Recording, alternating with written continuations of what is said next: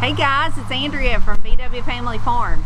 And I thought I'd just bring y'all along today, and I've got a few chores to do outside, and I thought I'd give you some updates on things we've got going on around here, animals and different projects I've showed you.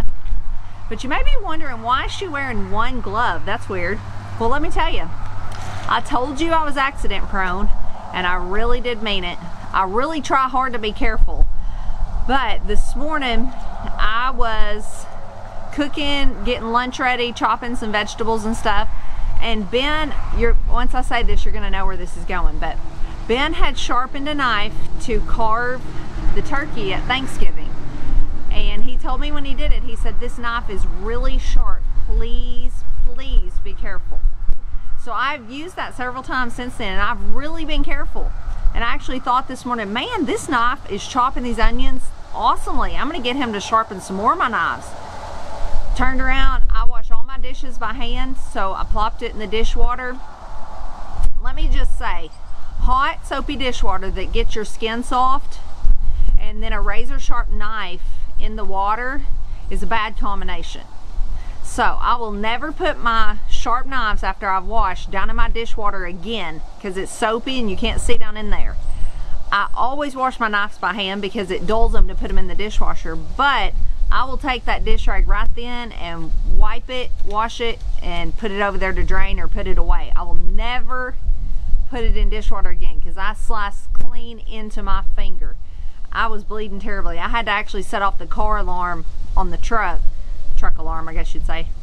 The kids were out feeding to get them to come up and help me get it bandaged up. So I thought I was gonna be out of commission for the day, not be able to get my hands dirty, but Emily said, why don't you just put a rubber glove on? I said, that's genius. So I'm wearing a rubber glove. Lane thinks I look totally weird, but oh well. They've taken good care of me, but there's just a few things I have to get done. So thought I'd bring y'all along, even glove and all.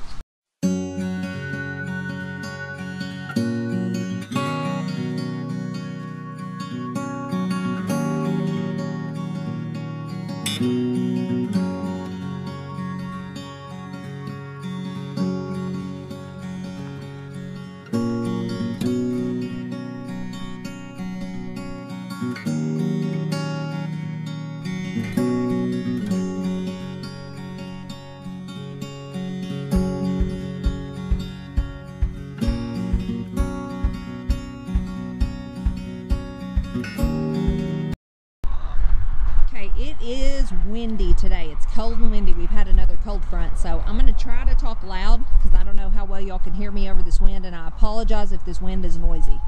But you can see our compost pile there. This is where we put the chickens, and it was growed up in vines. They have done awesome. They've burrowed into it. They've scratched around. They've done exactly what we wanted them to do. And I love having my chickens out front out here. They're fun to watch. Every time I come outside, they run up to me. And if you've never watched a chicken run, it's hilarious. You should. And out here is our sheep that mowed our yard all summer.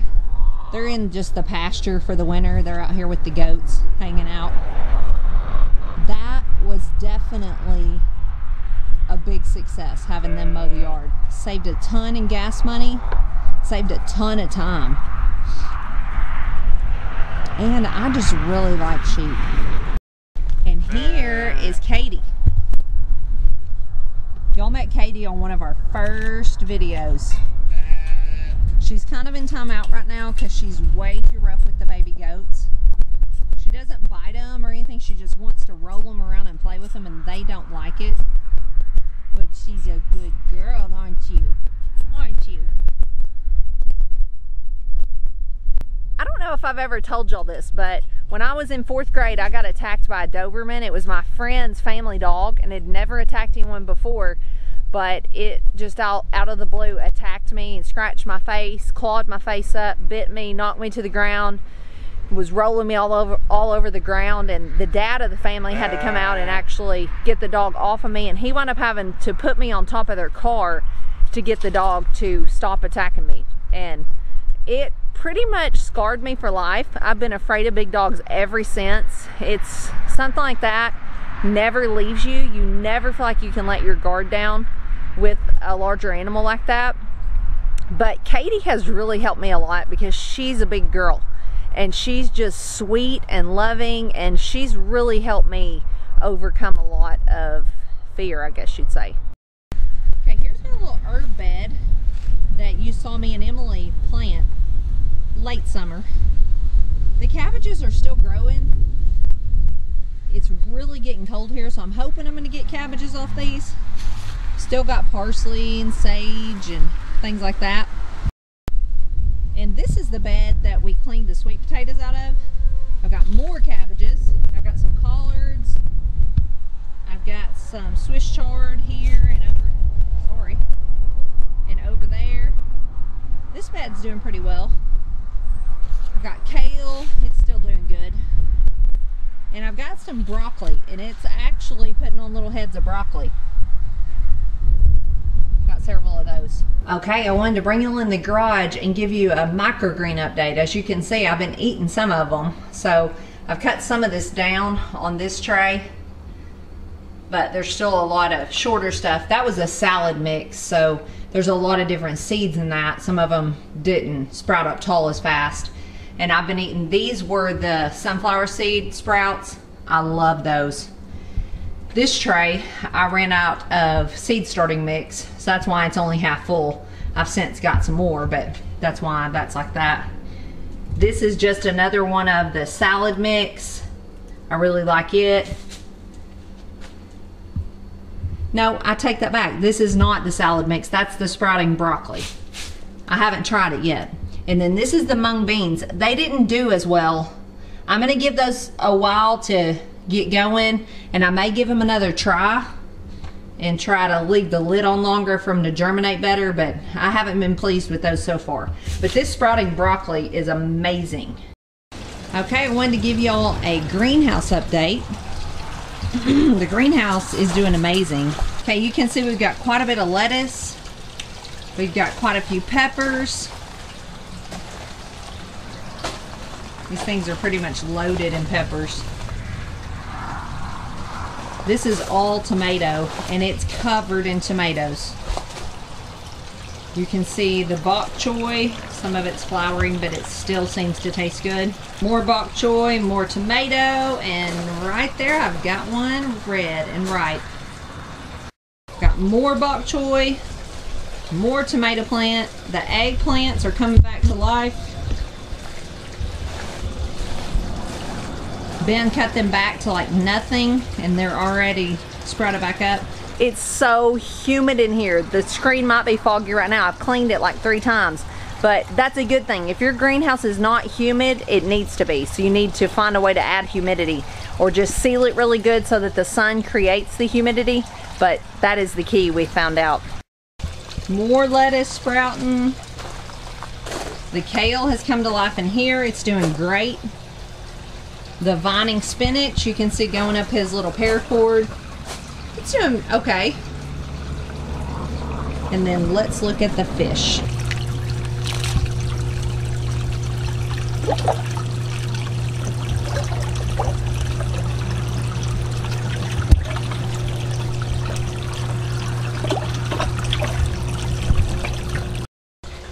He's also got cucumbers growing up a paracord. And it's a special kind of cucumber that doesn't need to be pollinated outside. I think they're growing, quite a few of them growing. One escape artist buff. We cannot keep this chicken in the pen. Everyone else stays in but her. Okay, here is some of the quail I bought when Emily and I went to that flea market animal swap probably about a month ago. These quail are doing awesome. They've got a heat light in there, which is keeping them warm right now and helping them to lay. It's kind of hard to see. I don't know really how to get a good angle.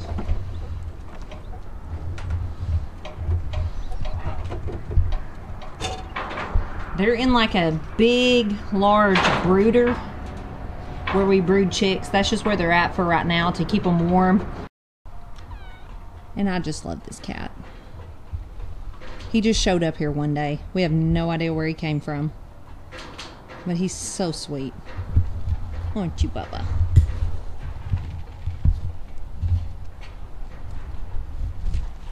Come here. He's like, what are you wearing, lady? Okay, so I showed you the quail a minute ago. They need a home. They can't stay in that brooder. And we've had rabbits. This is our second go around having rabbits. And we're tired of rabbits. I don't know if any of you feel that way, but rabbits are a pain in my backside. Here's the reasons. They're hard to keep bred. Arkansas summers are so hot, they won't breed in the summer. So we go long spans of time of them not being bred. We think that we've got them bred. We put them with the buck. They wind up not being. They have a litter of babies. We had one doe that ate her babies. What else?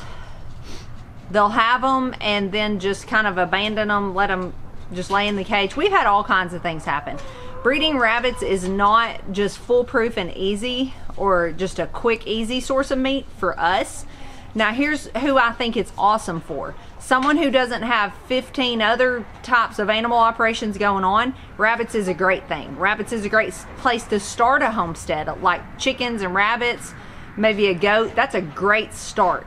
But we also raise a lot of chickens, like Cornish cross, and we've thought about venturing out into some other breeds as well. That's why we got the buffs. We're gonna raise buffs and hopefully eat some of those roosters. So rabbit meat and chicken meat is a lot alike to me. So the rabbits just seem more difficult. So we're scaling back on rabbits. The reason I mentioned the quail are gonna be housed in these hanging rabbit cages once we get rid of the rabbits. But I wanna show you the rabbits, and if any of you, I know some of you are local here in Arkansas, if any of you are looking to get into rabbits, we've got these 3 for sale. We've advertised them a couple places and we've had some interest. But if you're interested, get with us ASAP and we'll try to make it happen. We've got them listed for very cheap. I think it's 2 does and a buck for like $25 or something is what Ben said, but I'm gonna be honest, we just want them gone, so we might even come off that price. So if you're interested, let us know. Female number 1. And she came from a place that raises show rabbits. I believe she's registered. Female number 2. Not registered, but very sweet. The male.